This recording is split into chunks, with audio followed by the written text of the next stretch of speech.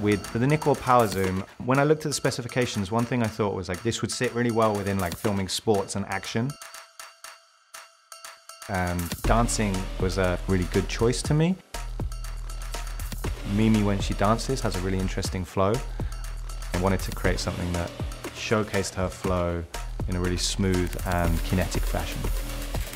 Chris, take one.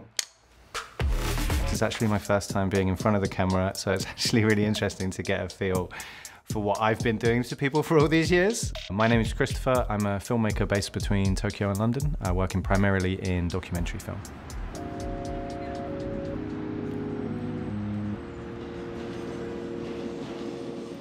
I got into filmmaking just through a general love of film. I just love stories, I love telling stories, I love hearing stories. And documentaries are a really accessible way to explore people's lives and the interesting stories that they have to tell. Usually when I'm shooting, if it's documentary, you're interrupting people's lives, you're going into their homes, their places of work, places that are important and special to them. If you come into someone's house with 3 cameras and a lighting guy and a sound guy and all these different things, people can become just completely thrown, and it can really change their willingness to open up to you.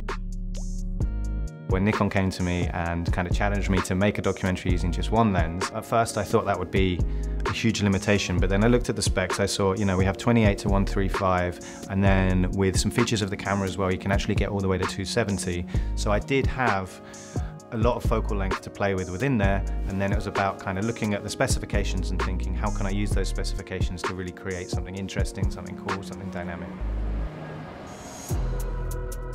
So what we wanted to do was find a subject who really kind of had a lot of dynamism and movement to what they do.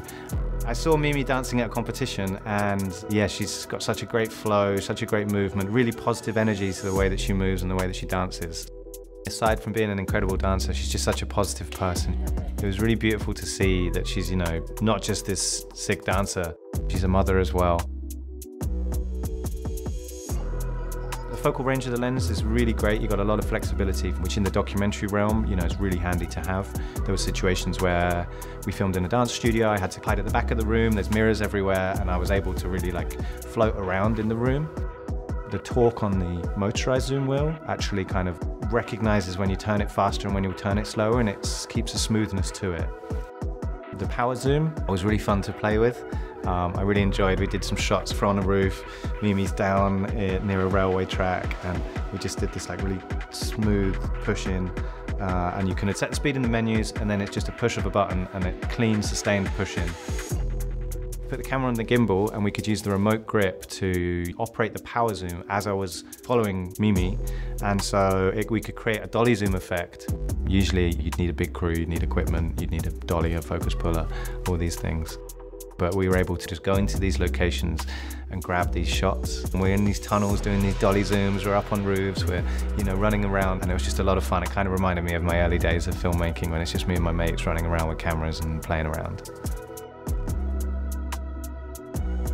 One of the problems usually when using a zoom lens on a gimbal is the center of gravity shift as you change focal lengths. But with this lens, they've designed it in a way that I think it only shifts something like 2 millimeters. So actually we were able to go from 28 all the way through to 135 while on the gimbal without having to worry about the balance of that gimbal being thrown off.